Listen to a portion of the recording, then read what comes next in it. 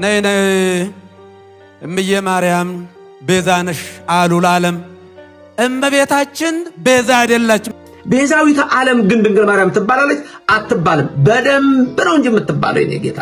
ብፁዕ አቡነ ገብርኤል የምዕራብ ሸዋ ሀገረ ስብከት ሊቀነ ጳጳስ በዚህ ሳምንት ፍኖተ ጽድቅ በተባለው የኦርቶዶክሳዊ ህብረት ባዘጋጀው አንድ ጉባኤ ላይ ተገኝተው ያቀረቡት ቃል ብዙዎችን ያስደነገጠ፣ ብዙዎችንም ደግሞ እግዚአብሔርን እንዲያመሰግኑ ምክንያት የሆነ እስካሁን እያነጋገረ ያለ ጉዳይ ሆኗል። ይህንን ተከትሎም በርካታ በተለይም በወንጌላውያን አማኞች ጥላቻ የተሞሉ መምህራን ስድብና ኃይለ ቃል እየቀላቀሉ ብፁዕ አባታችንን ከፍና ዝቅ ሲያደርጉ ሲናገሩ፣ በወንጌል አማኞች በኩል ደግሞ እውነታው በኦርቶዶክሳውያን መድረክ ስለተነገረ ደስ እያላቸው አስተያየታቸውን ሲሰጡ ተመልክተናል። ለመሆኑ ብፁዕ አባታችን ምን ሰብከው ይሆን? ስለ እርሳቸውስ ማን ምን አለ? በቀጣይ የብፁዕ አባታችን ዕጣ እንደነበጋሻው በአንድ ደብዳቤ መሸኘት ወይስ ተቃውሞ ብቻ የሚለውንና ተያያዥ ጉዳዮችን ልናስቃኛችሁ ወደ እናንተ መጥተናል። አብራችሁን ቆዩ እያለን በዚህ አጋጣሚ ለቻናላችን አዲስ የሆናችሁ የዩቲዩብ ቻናላችንን ሰብስክራይብ እያደረጋችሁ በየጊዜው የምንለቃቸውን መንፈሳዊ መረጃዎች እንድትከታተሉ እንጋብዛለን። ቀጥታ ወደ ፕሮግራማችን ንግባ። እመቤታችን ቤዛ አይደላችም። ቤዛ ልጇ ነው። አትደንግጡ። ቤዛ ልጇ ነው። ነይ ነይ ቤዛ ነሽ አሉ ለዓለም ተብሎ አይሰበክም። ቤዛ ተቀዳሚ ተከታይ የሌለው አንድ የእግዚአብሔር ልጅ ብቻ ነው። አይደለም። ሚካኤል ቤዛ መሆን አይችልም። ገብርኤል ቤዛ አልሆነም። አብርሃም ቤዛ አልሆነም። የትኛውን ፍጡር ቤዛ አልሆነም። ለዘላለሙ ልጇ ነው ቤዛ። የእመቤታችን የቅድስት ድንግል ማርያም ልጇ የዓለም ቤዛ፣ የዓለም መድኃኒት፣ ለዓለም የተከፈለ ዕዳ በቀራንዮ ላይ የሞትና የኃጢአት መድኃኒት ሆኖ ለኛ የተሰጠ ልብ በሉ። ስለዚህ የዘላለም ቤዛነትን አግኝቶ አንድ ጊዜ ፈጽሞ ነው የሚለው። ስንት ጊዜ ይላል? አንድ ጊዜ ፈጽሞ በገዛ ደሙ ገባ እንጂ። የምዕራብ ሸዋ ሊቀነ ጳጳሳት በዚህ ሳምንት ፍኖተ ጽድቅ በተሰኘ የተዋሕዶ ህብረት ባዘጋጀው መድረክ ላይ አንድ ፍጹም የሆነው እውነት ነገር ግን በሃይማኖተኞች ዘንድ የሚያስወግዝ መናፍቅ አስብሎ የሚያስረግም ከቤተ ክርስቲያን ቅጥር የሚያስባርር ንግግርም በታላቅ ድፍረት ተናገሩ። እኛ አባት ዛሬ በድፍረት የተናገሩት እውነት በምድራችን ከ15ኛ ክፍል ዘመን መባቻ ጀምሮ ብዙዎች ተናግረውት የተገደሉበት፣ አደጋ የቀመሱበት፣ ሚሊዮኖች መከራ የከፈሉበት ታላቅ ሰማይና ምድር ሊያደምጠው የተገባው እውነት ነው። ብዙ አባታችን ይህንን ንግግር ከተናገሩ በኋላ ነገሩ እንደተጠበቀው ሳይሆን በሃይማኖተኞች ዘንድ ከፍተኛ ውግዘትንና የጥላቻ ንግግርን አስከትሏል። ቤዛ የሚለው ቃል ከግዕዝ ቋንቋ የተወሰደ ሲሆን ትርጉሙም ባሪያ ወይንም እስረኛን ለማስለቀቅ የሚከፈል ዋጋ ማለት ነው። ቤዛ ሰውን ከባርነት ነፃ ለማውጣት የሚከፈል ዋጋ ወይንም አንድን የተያዘ ወይንም የተወሰደ ነገር ለማስመሰል የሚከፈል ተመጣጣኝ ዋጋን የሚያሳይ ሲሆን ቤዛን የመክፈል ስራ ቤዛነት ሲባል፣ ቤዛነት ደግሞ በበደለኛ ሰው ላይ የተወሰነውን ትክክለኛ ፍርድ በተመጣጠነ ዋጋ ከፍሎ ነፃ ማውጣት ማለት ነው።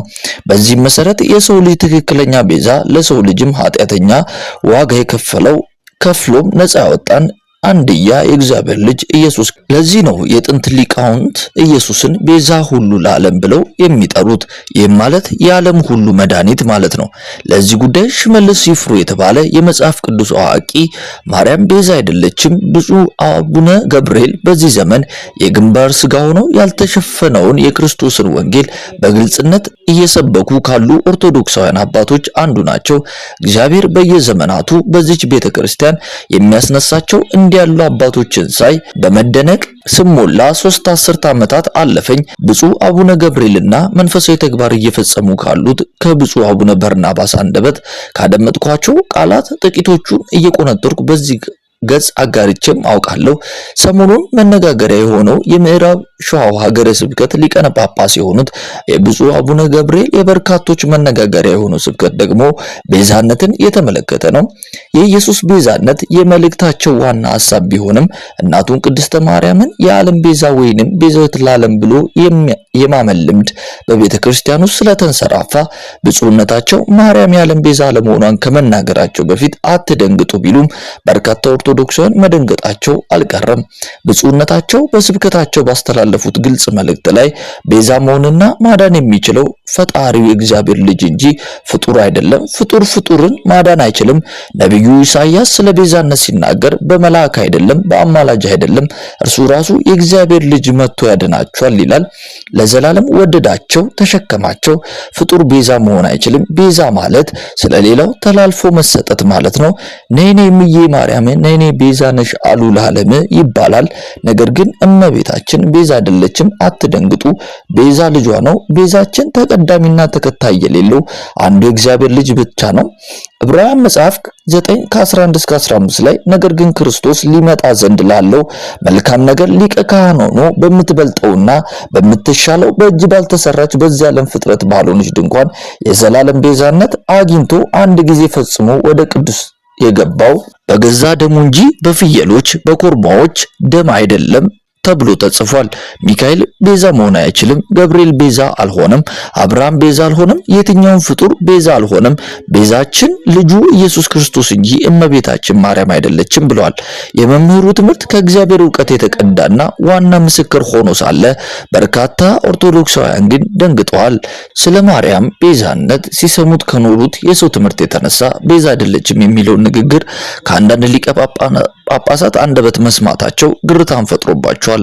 እንኳን ምዕመኑ ቀርቶ ብዙ ያውቃሉ የተባሉ የሃይማኖት ሊቃውንትም ጭምር ከባድ ድንጋጤ ውስጥ ገብተዋል። ግብዝነታቸውንም በሚያሳብቅ አቀራረብ ለቤዛነት አቻ ትርጉም እየሰጡ ከባድ የድርቅና ሙግት ይዘዋል። ያም ሆነ አቡነ ገብርኤል ያሉት ለሁላችንም የታወቀ ነው። አዎ በእርግጥ ቤዛችን ከቅድስቲቱ የተወለደው የእግዚአብሔር ልጅ ጌታ ኢየሱስ ክርስቶስ እንጂ እናቱ ድንግል ማርያም አይደለችም ብሏል። ወንድማችን ሽመልስ ይፍሩም እንግዲህ ሰፊ ምዕመንና አቅም ባላት ቀደምቷ ቤተክርስቲያን ምስባኮች ላይ ከ15ኛው ክፍለ ዘመን ጀምሮ ብዙዎች ተናግረውት ብዙዎች የተገደሉበት ስደት የቀመሱበት ብዙዎች የተገደሉበት የኢየሱስ ክርስቶስ ቤዛነት ነው የሚለው ሐሳብ የቤተክርስቲያን መሪ በሆኑት ሊቃነ ጳጳሳት ጭምር እየተናገሩት ከመስማት በላይ የሚያስደስት ነገር የለም።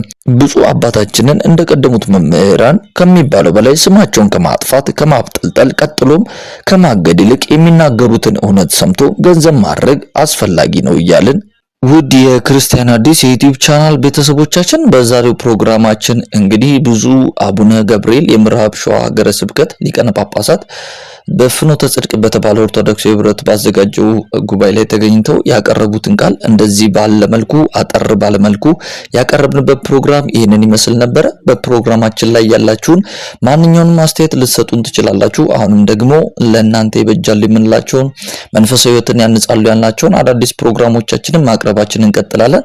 እናንተ ደግሞ ፈቅዳችሁና ወዳችሁ ከ5000 በላይ ሰብስክራይበር እንድንደርስ ስላገዛችሁን ምስጋናችን ላቅ ያለ ነው እያልን አሁንም ቪዲዮቻችንን ላይክ እና ሼር ቻናላችንን ደግሞ ሰብስክራይብ በማድረግ ቤተሰብ በመሆን የምንለቃቸው አዳዲስ መረጃዎች እንዲደርሷችሁ ማድረግ ትችላላችሁ እያልን በሚቀጥለው እናንተ ብትሰሟቸው ብታውቋቸው በመንላቸው አዳዲስ መንፈሳዊ ህይወትን ያንጻሉ በመንላቸው ፕሮግራም እስከምንመለስ ድረስ ሰላም፣ ፍቅር፣ ጤና ለሁላችሁ እየተመኘን የጌታ ፍቅር ከሁላችሁ ጋር ይሁን በማለት በዚሁ ተሰናበትን። መልካም ጊዜ ሆነላችሁ። ቸር ሰንብቱ።